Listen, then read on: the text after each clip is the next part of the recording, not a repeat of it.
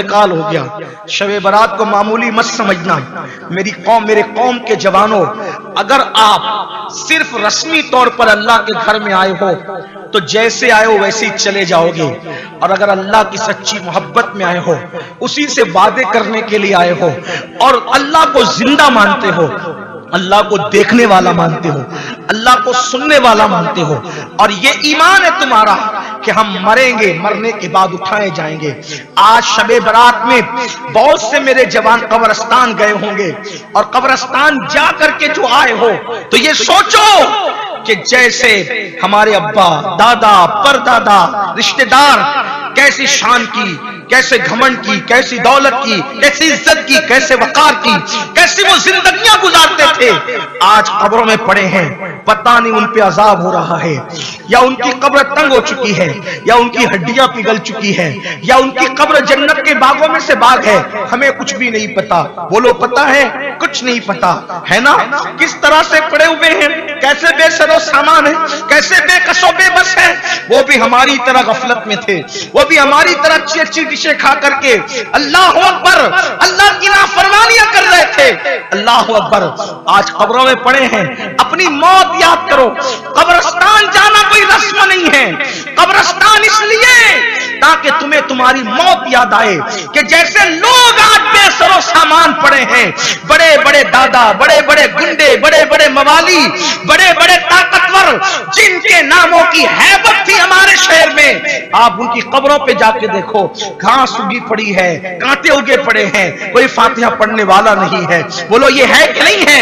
اور اسی وقت آپ حضرت مولانا اسحاق کے مزار پہ جا کر کے دیکھو، دونوں کی قبر میں فرق نظر آتا کہ نہیں آتا؟ غلام نبی بابا کے مزار پہ جا کے دیکھو، فرق نظر آتا کہ نہیں آتا؟ مرتضی شاہ قادری کے آستانے پہ جا کے دیکھو، فرق نظر آتا کہ نہیں آتا؟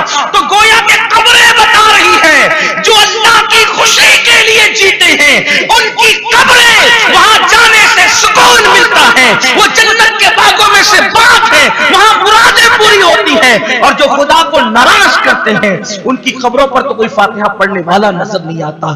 انہی کم نصیب آنکھوں نے کئی لوگوں کی قبروں پر کتوں کو چلتے دیکھا، کتوں کو پیشاب کرتے دیکھا. آپ نے بھی دیکھا ہوگا، بکریوں کو چلتے دیکھا، بکریوں کی لیگ دیکھی، بکریوں کو پیشاب کرتے دیکھا.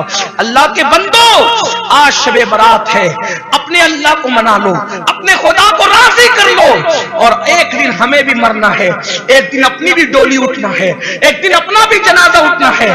میرا مال، میرا کاروبار، میری جوانی، میرے موبائل، میرا کارخانہ، میری سائنسنگیں، میرے کھیت، میرا یہ، میرا وہ، اپنا کچھ بھی نہیں ہے. جس دن یہ روح کا پرندہ جسم کے پنجرے سے اڑے گا، اس دن ہمیں بھی جو ہے وہ کالی کوٹری میں ڈال دیا جائے گا. اچھا کیا تو اچھا، برا کیا تو بھگتنا ہوگا. اللہ اکبر. میرے آقا علیہ السلام کے دیوانوں، موت ہم سب کے سر پہ کھڑی ہے، اور آج تو شب برات ہے. اللہ کے رسول علیہ السلام فرماتے ہیں 15ویں شب میں موت کے فیصلے ہوتے ہیں، بچوں کی پیدائش کے فیصلے ہوتے ہیں، کس کو کتنی روزی ملنی ہے اس کے فیصلے ہوتے ہیں. حالانکہ ان حدیثوں کی سند پر لوگوں نے کلام بھی کیا ہے، لیکن بہرحال ہم تو فضائل اعمال میں روایتوں کو ماننے والے لوگ ہیں. آپ کو بتاؤں، اللہ کے رسول یہ بھی فرماتے ہیں لوگوں کی موت کا فیصلہ ہوتا ہے، حالانکہ وہ شادیوں کی تیاری کر رہے ہوتے ہیں نا. لوگوں کی موت کا خدا جانے آج رات کس کی موت کا فیصلہ، سال بھر جتنے مرنے والے سب کی موت کا فیصلہ ہو رہا. ہم بیٹھے ہوئے آج پتہ نہیں کون جیے گا کون مرے گا. تیاری کرو، تیاری کرو. شب برات کو سمجھا کیا ہے؟ مالک بن دینار کہتے ہیں میری بیٹی مر گئی، اس کا انتقال ہو گیا، 2 سال کی بھی نہیں ہوئی تھی، شب برات آئی. توجہ کرنا، شب برات کوئی معمولی رات نہیں. لوگوں نے اسے بھی شک میں ڈال دیا، ان کی بات چھوڑ دی. شب برات آئی. شب برات میں میں نے عشاء کی نماز تک نہیں پڑھی. کون کہہ رہا ہے؟ مالک بن دینار جیسا ولی. ولی بعد میں بنے، ابھی ولی نہیں تھے وہ، ابھی نارمل زندگی، ایک عام آدمی سی زندگی گزار. کہ میں نے شب برات میں عشاء تک نہیں پڑھی.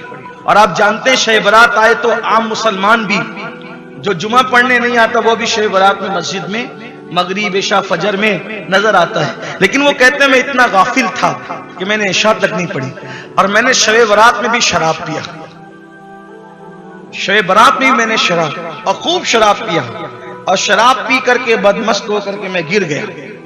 جب میں گرا نیند کی حالت میں اپنے بستر پہ پڑا تھا، اچانک میں نے خواب دیکھا۔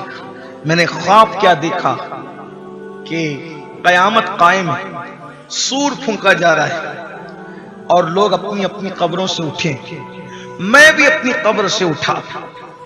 جب میں اپنی قبر سے اٹھا تو ایک بھیانک دھماکے کی آواز آئی۔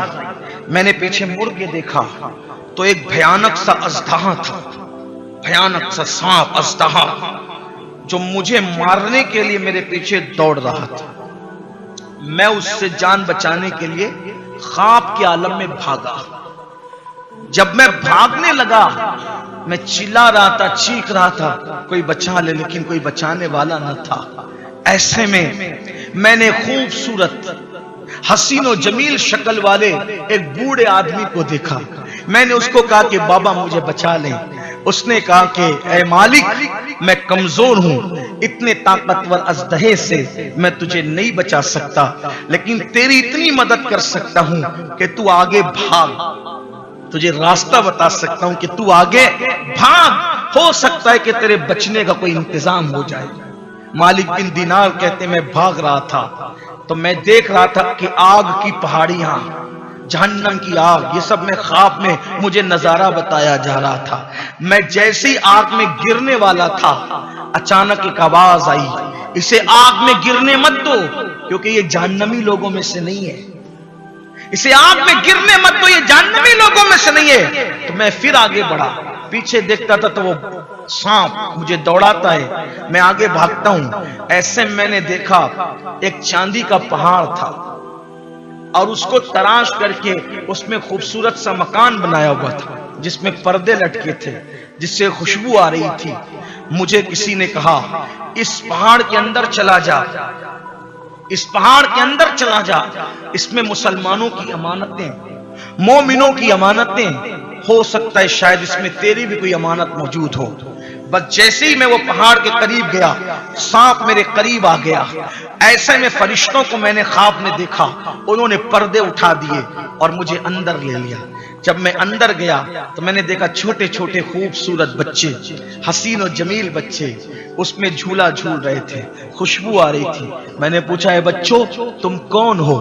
تو بچوں نے کہا اے مالک جو مسلمانوں کے چھوٹے چھوٹے بچے بالغ ہونے سے پہلے انتقال کر جاتے ہیں وہ سب یہیں جمع ہوتے ہیں، ان کو اسی میں رکھا جاتا ہے، یہ ہمارا مقام ہے، یہ ہمارا ٹھکانہ ہے، اور یہاں ہم اپنے ماں باپ کا انتظار کر رہے ہیں کہ ہمارے ماں باپ آئیں گے تو ہم سے ملیں گے۔ تو مالک کہتے ہیں مجھے خیال آیا میری بھی تو ایک بچی کا انتقال ہوا ہے، بس خیال آنا تھا میری بیٹی کا۔ تو میں نے دیکھا ایک سونے کے جھولے میں میری بیٹی بھی جھول رہی تھی، اس نے مجھے دیکھا کہ ابا بابا یہ کہہ کر کے وہ دوڑ کر کے آئی اور لپٹ گئی، اور لپٹ کر کے میری گود میں ویسے ہی بیٹھ گئی جیسے ظاہری میں وہ میری انتقال سے پہلے میری گود میں بیٹھتی تھی۔ اور پھر اس نے کہا ابا کب تک شراب پیو گے، ابا کب تک پاپ کرو گے، ابا کب تک اللہ کی نافرمانی کرو گے، ابا وہ وقت نہیں آیا کہ آپ پلٹ جائیں، اللہ کی بارگاہ میں توبہ کر لیں، اس کی بارگاہ میں معافی مانگ لیں، ابا اللہ معاف کرے گا، شب برات ہے آج اللہ معاف کرے گا، ابا آپ توبہ کر لیں، کب تک شراب پیئیں گے، خدا کو کب تک ناراض کریں گے۔ مالک بن دینار کہتے ہیں میں نے اپنی بیٹی کو اپنے قریب پایا، مجھے سکون ملا۔ میں نے میری بیٹی سے پوچھا بیٹی وہ سانپ کون تھا جو مجھے دوڑا رہا تھا؟ میری بیٹی نے کہا ابا وہ آپ کا برا عمل ہے جس کو اللہ نے سانپ کی شکل میں دکھایا۔ وہ بوڑھا کون تھا خوبصورت؟ ابا وہ آپ کا نیک عمل ہے، کیونکہ آپ نے نیکیاں تو بہت کم کی ہے، تو آپ کی نیکیاں کمزور ہے، آپ کی نیکیاں کم ہے ابا، لیکن ابا آپ بدل جائے نا، آپ تبدیل ہو جائے نا، اللہ نے آپ کو بتا دیا۔ مالک بن دینار کہتے ہیں جیسی میری آنکھ کھلی خواب کے اثر سے میں کانپ رہا تھا، میں نے اللہ سے کہا اللہ آج کی رات شب برات میں سچی توبہ کرتا ہوں، مجھے معاف کر دے۔ میں نے توبہ کی، اور جب اللہ کی بارگاہ میں شب برات میں انہوں نے توبہ کی تو اللہ نے ان کو مقام ولایت عطا کیا، اور ایسا مقام ولایت عطا کیا۔ ایک مرتبہ کشتی میں سفر کر رہے تھے تو کسی کا قیمتی موتی چوری ہو گیا۔